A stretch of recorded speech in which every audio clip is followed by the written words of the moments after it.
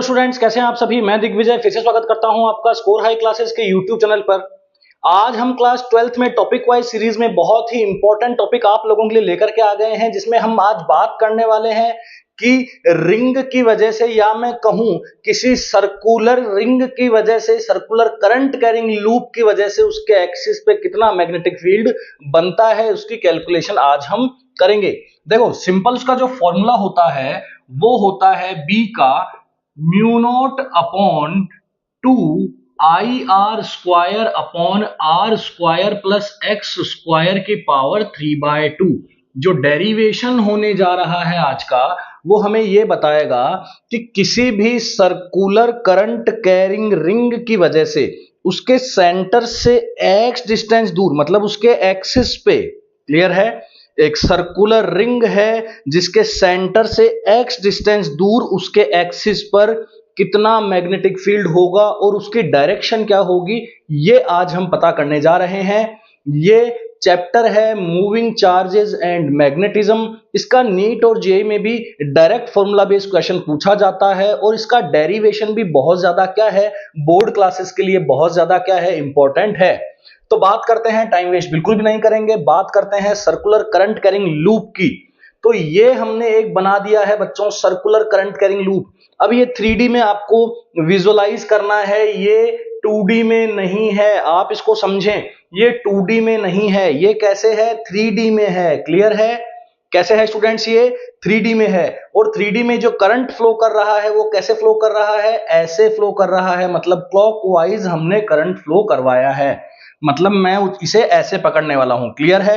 अगर ऐसे पकड़ के यहां से, ये सर्कुलर करंट कैरिंग लूप है और यहां से करंट ऊपर की ओर जा रही है, यहां से करंट अंदर की ओर, यहां से करंट नीचे, यहां करंट बाहर। तो यहां से करंट क्या आ रही है, बाहर आ रही है, यहां से इस एंड पे करंट क्या जा रही है, अंदर। ये करंट की डायरेक्शन समझ में आई आपको।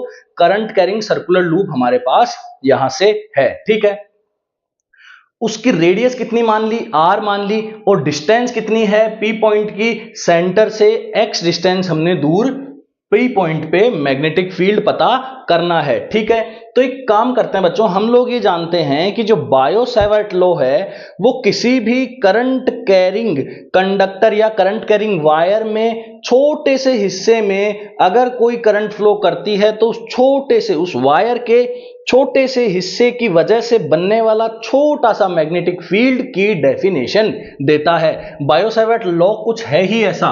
वो कहता है कि अगर किसी करंट कैरिंग, अगर किसी वायर में करंट कैरिंग है, या कोई वायर करंट कैरिंग है, या वायर में करंट कैरी हो रही है, तो छोटे से डीएल लेंथ की वजह से, छोटे से उस डीएल लेंथ की वजह से जो मैग्नेटिक फील्ड बनेगा वो बनेगा mu not upon 4 pi ideal sine theta upon R square. Clear है, क्या बनेगा, mu not upon 4 pi ideal sine theta upon R square. यहां पे जो थीटा है वो करंट वेक्टर और पोजीशन या लेंथ वेक्टर के बीच का, करंट का वेक्टर तो नहीं होता है वैसे, लेकिन करंट की डायरेक्शन, यहां से जो करंट की डायरेक्शन और जो लेंथ है और जो पॉइंट है, उन दोनों के बीच का जो एंगल है वो क्या होता है, थीटा होता है। क्लियर है। वैसे डीएल वेक्टर और करंट दोनों एक ही डायरेक्शन में होते हैं, जिस डायरेक्शन में हम करंट लेते हैं उस डायरेक्शन में हम डीएल वेक्टर मान सकते हैं। क्लियर है। तो यहां से बायो सेवर्ट ने ये कहा। क्लियर है। अब हमें कुछ यहां पे आप देख रहे होंगे बड़ा बवाल सा है, थीटा, बहुत सारे एंगल्स भी हैं। तो एक काम करते हैं, सबसे पहले छोटा सा डीएल काटते हैं इस पूरी सर्कुलर रिंग में, सर्कुलर करंट कैरिंग रिंग के अंदर या लूप के अंदर छोटा सा क्या काटते हैं, डीएल। मैं बता चुका हूं आपको, यहां से करंट अंदर जा रही है, यहां से करंट बाहर आ रही है। अब यहां से करंट अंदर जा रही है तो इस अंदर जाती हुई करंट की वजह से, इस छोटे से डीएल की वजह से यहां पे एक मैग्नेटिक फील्ड बनेगा। कैसे बनेगा, ध्यान से देखिए। ये हमें क्या लगाना है, राइट हैंड का रूल लगाना है। राइट हैंड का रूल क्या बोलता है, राइट हैंड का रूल बोलता है कि थंब को आप करंट के डायरेक्शन में लगाइए। तो थंब को अगर आप करंट के डायरेक्शन में लगाएंगे तो अंगुलियां जिधर कर्ल होंगी वो होगी मैग्नेटिक फील्ड की डायरेक्शन। तो थंब को मैंने अंदर की ओर लगाया है, तो यहां से इस पॉइंट पे जो मैग्नेटिक फील्ड की डायरेक्शन है वो इस डायरेक्शन में होगी, यहां से परपेंडिकुलर होगी। क्लियर है। तो ये डीएल, ये आर देखिए, और यहां से इस पी पॉइंट से ये क्या आया, परपेंडिकुलर। क्लियर आ रही बात समझ में? ये आया परपेंडिकुलर। क्लियर है? ध्यान से देखो, ये आया आपका परपेंडिकुलर, यहां से इस डायरेक्शन में डीबी बनेगा। अच्छा, इस डीएल की वजह से, इस डीएल की वजह से इस डायरेक्शन में डीबी बनेगा, तो इस डीएल की वजह से, इस डीएल की वजह से देखिए ये करंट कहां आ रही है, बाहर आ रही है, तो ये इस डायरेक्शन में बनेगा डीबी। क्लियर है? ये वाला डीबी यहां से इससे 90 डिग्री पे जाएगा। क्लियर है? बात समझ में आ रही है आप लोगों को? ये वाला यहां से कितना डिग्री का एंगल बनेगा, 90 का। ये दो 90 समझ में आ गए? अगर आपको ये दो 90 समझ में आ गए तो आपका काम बन चुका है।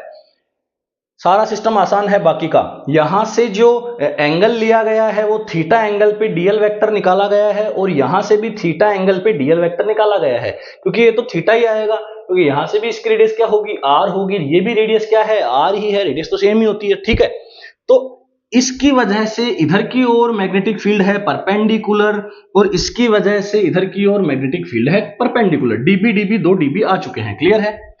अब आप ध्यान से देखिए कि ये वाला एंगल थीटा है, तो ये वाला एंगल भी क्या है, थीटा, लेकिन ये वाला एंगल क्या है, पूरा 90 है।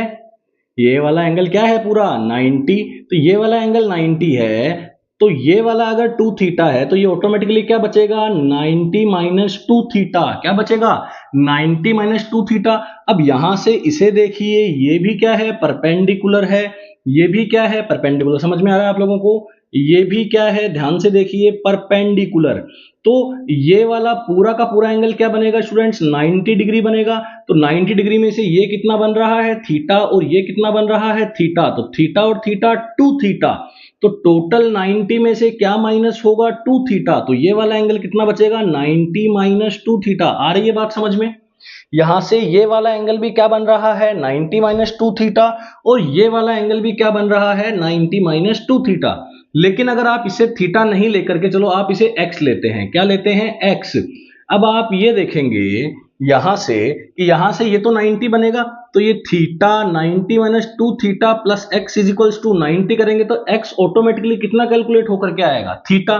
एक्स ऑटोमेटिकली कितना कैलकुलेट होकर के आएगा, थीटा। अब देखो, इस डीएल की वजह से जो डीबी था वो इधर है, इस डीएल की वजह से जो डीबी था वो इधर है, क्योंकि सब जगह DL DL DL DL cut करना पड़ेगा, सब जगह DL DL DL DL cut करना पड़ेगा, तो हर की वजह से कहीं ना कहीं आएगा। तो दो पॉइंट ले लिए, इसकी वजह से इधर है, इसकी वजह से इधर है, लेकिन यहां से एंगल कितना है, थीटा, तो इस डीबी का जो कंपोनेंट जाएगा वो इधर कितना जाएगा, डीबी कॉस थीटा। कितना जाएगा, डीबी कॉस थीटा। और इधर की तरफ कंपोनेंट कितना आएगा, डीबी साइन थीटा। तो ऐसे ही इस डीबी की वजह से, ऐसे ही इस डीबी की वजह से इधर की ओर कितना आएगा, डीबी कॉस थीटा, और इधर की ओर कितना जाएगा, परपेंडिकुलर, डीबी साइन थीटा। क्या आपको लगता है कि डीबी कॉस थीटा से dB cos theta cancel out हो जाएगा? जी बिल्कुल, हाँ, कैंसिल आउट हो जाएगा। तो डीबी कॉस थीटा यहां से क्या हो जाएगा स्टूडेंट्स, कैंसिल आउट हो जाएगा, लेकिन नेट डीबी जो निकल के आएगा। अच्छा, इसके लिए जो अपन बायो सेवर्ट लगाएंगे तो साइन का कौन सा एंगल आना चाहिए, आप सोचो, साइन का कौन सा एंगल आएगा, 90 डिग्री। क्लियर है? साइन का यहां से कौन सा एंगल बनेगा, 90 डिग्री बनेगा, 90 डिग्री पे ही परपेंडिकुलर होता है। ठीक है, तो ideal mu not upon 4 pi, ideal sine 91 हो गया, ideal by R square. Clear है? ये है डीबी की वैल्यू, लेकिन हमारा जो आंसर बनेगा वो डीबी साइन थीटा का इंटीग्रेशन बनेगा, क्योंकि डीबी साइन थीटा के बहुत सारे एलिमेंट ऐड होंगे तब जाके नेट डीबी या नेट बी निकल के आएगा। तो डीबी क्या है, नेट डीबी होगा, जो dB dB dB sine theta का सब सारा पोर्शन इधर से एड ऑन होगा। तो डीबी साइन थीटा का हमें क्या करना रहेगा स्टूडेंट्स, बी नेट निकालने के लिए इंटीग्रेशन करना रहेगा डीबी साइन थीटा का। ठीक है, तो डीबी साइन थीटा का इंटीग्रेशन करेंगे तो डीबी की वैल्यू क्या यहां से पुट कर सकते हैं, हम डीबी की वैल्यू यहां से पुट कर सकते हैं। जी बिल्कुल, क्या है डीबी की value, mu not upon 4 pi ideal by R square. क्या है डीबी की value, mu not upon 4 pi ideal R square. Clear है? Ideal upon R square. तो यहां से जो mu not upon 4 pi ideal by R square, लेकिन sine theta की वैल्यू उठा के क्या पुट कर दी, R by R, capital R by small R. यहां से देखिए परपेंडिकुलर अपॉन हाइपो। क्लियर है? इस थीटा के according perpendicular upon hypo sine theta, R by R हो चुका है। तो आर क्यूब बन गया नीचे, तो आर क्यूब बन गया। अब इंटीग्रेशन तो सब बाहर आ जाएंगे, क्योंकि आर भी क्या है, कांस्टेंट है। ये आर आप कहीं से एक्सिस के पॉइंट पे, एक्स पॉइंट पे आप कहीं पे भी डीएल काटते, ये डिस्टेंस आपकी हमेशा क्या रहती, इस गोले के हर एक पॉइंट से क्या रहती, यहाँ पे हर एक पॉइंट से क्या रहती, गोले के हर एक पॉइंट से क्या रहती, सेम। क्लियर? तो ये भी कोई कांस्टेंट है, तो बाहर सब बाहर आ जाएंगे, तो क्या बचा, डीएल डीएल डीएल का इंटीग्रेशन, तो डीएल डीएल डीएल जुड़ के क्या हो जाएगा, 2 पाई आर सर्कमफ्रेंस हो जाएगी। तो 2 पाई आर, एक और आर पहले से था, 2 pi R square R cube, कुछ भी नहीं किया, r की value root over R square plus X square put कर दी, यहां से पाई से पाई कट कर दिया, 4 को 2 से कट कर दिया, और आप देखो ध्यान से देखो, आपको जो बिनेट मिला है वो mu naught upon 2 I R square plus X square की पावर 3/2। यहां से यही इसका डेरिवेशन है, और जो डायरेक्शन होगी वो किस ओर है, डायरेक्शन इस ओर है, मतलब सेंटर की ओर है। तो यहां से क्या नोट लगा के लिखेंगे, direction will be towards the centre of the loop. And next lecture में हम और बहुत सारे इंपॉर्टेंट टॉपिक्स की बात करेंगे students. Thank you so much, keep watching.